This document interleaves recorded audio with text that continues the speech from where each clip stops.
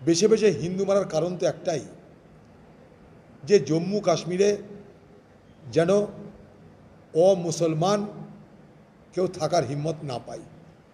কিন্তু এর মধ্যেও কতগুলো উজ্জ্বল দিকও আছে যেটা আমাদের মনে রাখতে হবে।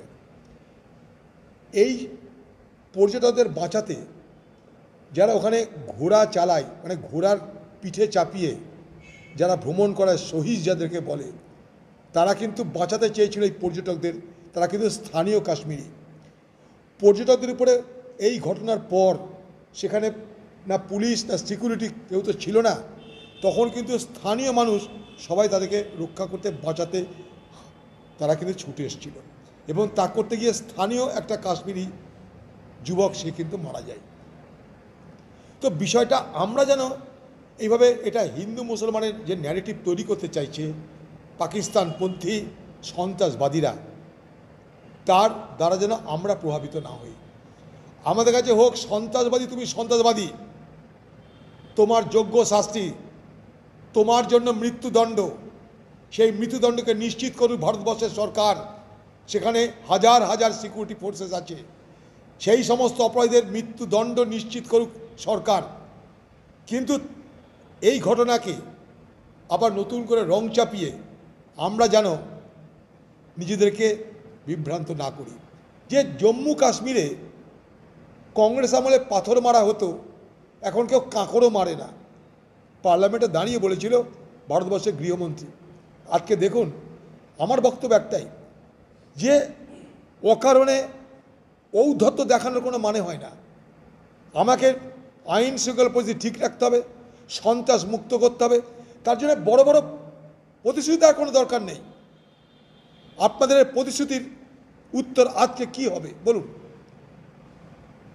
এত মর্মান্তিক, এত দুঃখজনক ঘটনার সাক্ষী হয়ে থাকলো আবার সেই জম্মু কাশ্মীর, বরফের দেশে, সবুজের দেশে আবার নতুন করে রক্তের হুলি খেলল সেই সমস্ত সন্ত্রাসবাদীরা। পাকিস্তান মদতপুষ্ট হয়ে যারা ভারতবর্ষকে দুর্বল করার জন্য আজ থেকে নয়, 70-এর দশক থেকে যারা চেষ্টা চালিয়ে যাচ্ছে, সেই অপশক্তি আজও বিদ্যমান, আজও বিরাজমান। এটা কিন্তু প্রমাণ হলো।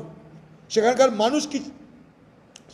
মানুষ, স্থানীয় যারা মানুষ, তারা কিন্তু এই পর্যটকদের রক্ষা করবার চেষ্টা করেছে, তার জন্য প্রাণও দিয়েছে। এটাও কিন্তু মাথায় রাখতে হবে। স্থানীয় মানুষ কিন্তু সবাই তারা কাশ্মীরি, তারা কিন্তু মুসলমান। দেখুন, ভারতবর্ষে এই শক্তিটা আজকে নয়, জম্মু কাশ্মীরের ঘাঁটিতে আগেও হিন্দু মারা হয়েছে, ব্রাহ্মণ মারা হয়েছে, পণ্ডিত মারা হয়েছে, যাতে তারা কেউ জম্মু কাশ্মীরে না থাকে।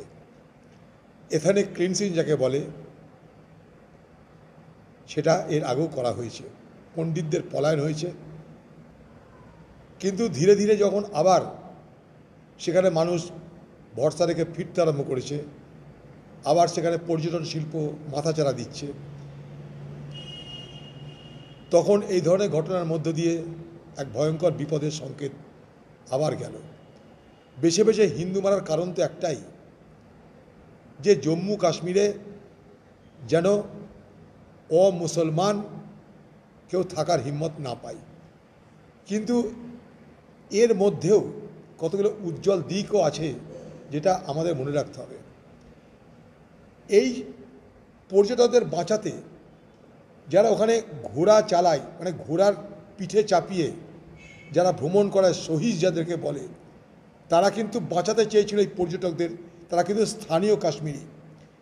পর্যটকদের উপরে এই ঘটনার পর সেখানে না পুলিশ না সিকিউরিটি কেউ তো ছিল না, তখন কিন্তু স্থানীয় মানুষ সবাই তাদেরকে রক্ষা করতে, বাঁচাতে তারা কিন্তু ছুটে এসেছিল, এবং তা করতে গিয়ে স্থানীয় একটা কাশ্মীরি যুবক সে কিন্তু মারা যায়। তো বিষয়টা আমরা যেন এইভাবে এটা হিন্দু মুসলমানের যে ন্যারেটিভ তৈরি করতে চাইছে পাকিস্তানপন্থী সন্ত্রাসবাদীরা, তার দ্বারা যেন আমরা প্রভাবিত না হই।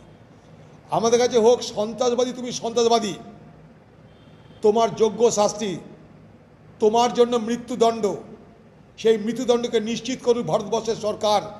সেখানে হাজার হাজার সিকিউরিটি ফোর্সেস আছে, সেই সমস্ত অপরাধীদের মৃত্যুদণ্ড নিশ্চিত করুক সরকার, কিন্তু এই ঘটনাকে আবার নতুন করে রং চাপিয়ে আমরা যেন নিজেদেরকে বিভ্রান্ত না করি।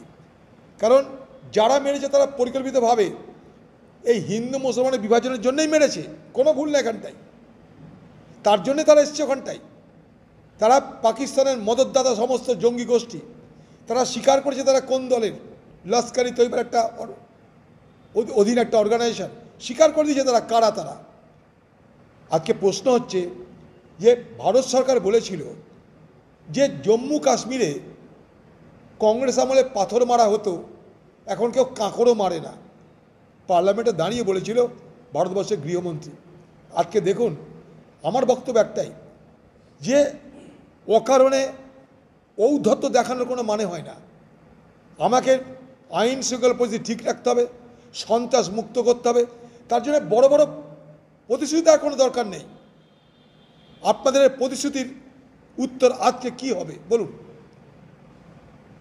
এত মর্মান্তিক, এত দুঃখজনক ঘটনার সাক্ষী হয়ে থাকলো আবার সেই জম্মু কাশ্মীর, বরফের দেশে, সবুজের দেশে আবার নতুন করে রক্তের হুলি খেললো সেই সমস্ত সন্ত্রাসবাদীরা।